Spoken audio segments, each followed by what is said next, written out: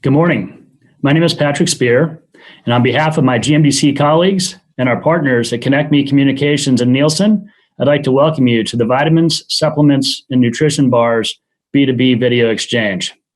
Our intent in facilitating this event is to enable the most productive, cost-effective category review and discovery opportunities in the industry. Every meeting held today will be pre-scheduled, one-to-one, and completely confidential. Our platform also enables you to schedule follow-on meetings as needed using participating company contact information and the scheduling software embedded within our platform. Before we get started today with your one-to-one meetings, our partners at Nielsen will be providing relevant and robust category insights. And now I'd like to give you some final housekeeping notes. Please be sure to review the profiles below for the companies that you'll be meeting with later today. Then starting at 9:30 a.m. Central Time, just click above on My Account and then go to My Prearranged Meetings and click the buttons to join your video meetings with retailers or suppliers.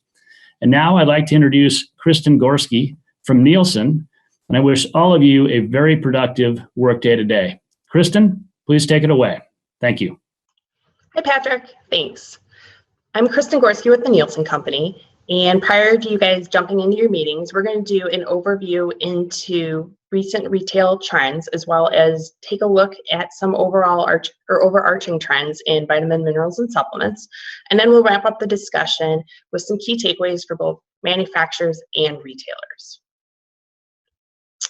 When we look at the current industry, there's a number of what we call retail hot buttons or key topics or points of discussion that are going on in the marketplace, including private brands, right size, right box, winning with non-edibles, which is a growing topic within the industry, connecting with the right shoppers at the right retailers, health and wellness, specifically not only for this category, but all categories is becoming a more important theme, and winning the occasion or capitalizing on the consumers that you have in your store and making sure that they're buying from you when they're in the store. When we look at the growth over different outlets in the industry, convenience is still winning, which is not a surprise. However, value drug and supermarkets are also experiencing an increase, but at similar levels. If we break it down a little bit further and look at the number of stores, we'll see that convenience and dollar stores / value stores are also leading the growth. And that's due to number of stores that they are bringing into the marketplace, while we're seeing a decrease in the number of stores that supercenters have.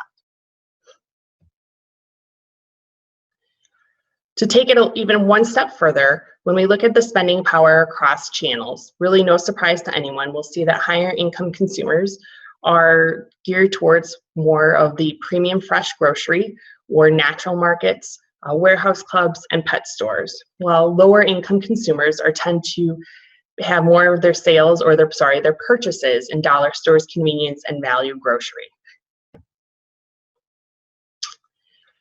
Nielsen took a look at the different outlets and the different retail modes out there, and we have provided some projections from 2015 to 2020. And no surprise to anyone, I'm sure, e-commerce is leading the charge. This is becoming a bigger piece and a bigger competitor for all retailers out there, and a bigger piece of business for manufacturers, specifically for non-edible channels and categories such as vitamin, minerals, and supplements. If we break down the categories and we look at the specific retailers and we look at their dollar sales, we're seeing growth in dollar sales. But when we look at units, they remain unchanged, which leads us to the conclusion that part of the dollar growth is due to price increases. And when we assess private label within that, we see that the growth of private label has actually flattened. During the recession and up until just recently, we were seeing some really nice growth in private label. So that's an opportunity for us here. Do we look at it and say, are consumers purchasing less private label because they have more disposable income? Or have branded products just out-innovated private label? Or have retailers really met the point of no return with private label in terms of product offerings? When we look at the specific slow dollar growth that we're experiencing in the channels, part of it though, we're seeing a bright spot with non-edibles such as vitamin, minerals, and nutrition. They're actually outgaining edibles. However, when Nielsen surveys consumers about what they plan on purchasing in the future, in the top 10 are vitamin supplements. This is a key piece for this channel as we're seeing more competition. So how do retailers combat that? And how do they also combat the niche markets and the niche retailers that are out there? For manufacturers, this provides more opportunity for you to get your products out there and really make your place in the marketplace. If we delve even deeper and we just look at non-edibles, once again, we see vitamins and supplements are at the top of the list of absolute dollar gains over a 4-year term.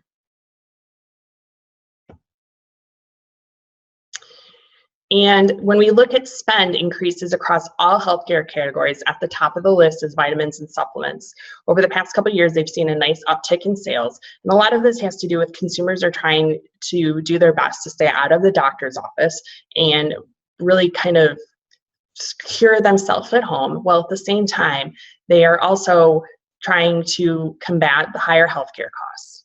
And there's also been more focus planted on or put on the marketplace in terms of how vitamins and minerals can help consumers and extend their life. Another little piece here, when we look at the specific types of the generations that are focused, when we look at items such as vitamins and minerals, you'll see that the average consumer is, the greatest generation consumer is 39% more likely than the average consumer to purchase vitamins and minerals. The interesting piece on here is that the younger consumers or the younger generations are less likely to purchase. What's the reason for this? Once again, it leads us to look at healthcare costs and trying to prolong our life expectancy.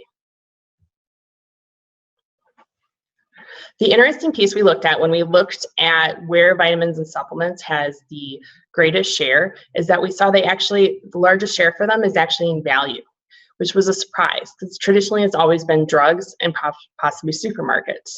The interesting piece on this slide is also that we're seeing C-stores really enter the marketplace as consumers look for maybe those items that provide a one-time product purchase or a single product purchase or on-the-go items. And we're also seeing that vitamins and supplements are being implemented or combined with other products on the go, such as beverages.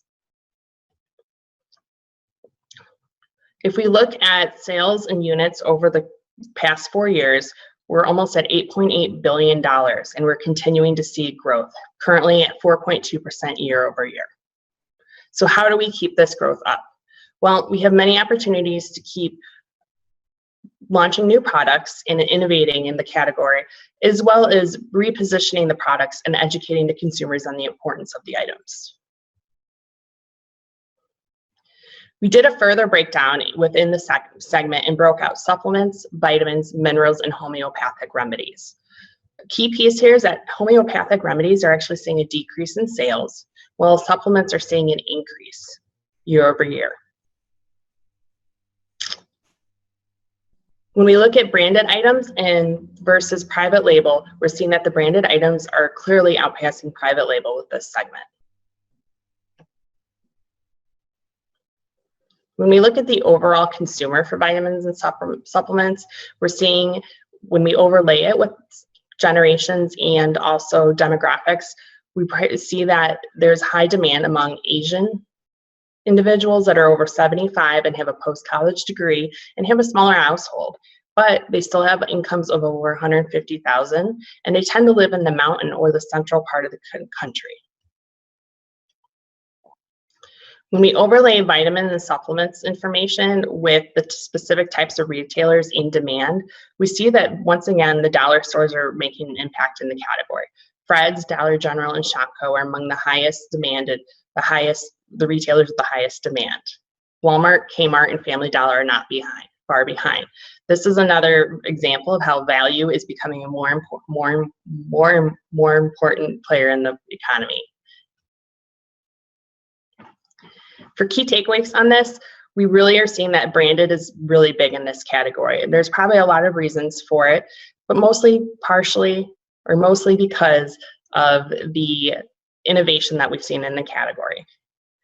Vitamin and supplements consumers are also older and they have higher incomes or more disposable money to spend. And we're seeing that manufacturers can maximize sales by prioritizing their efforts with high demand retailers.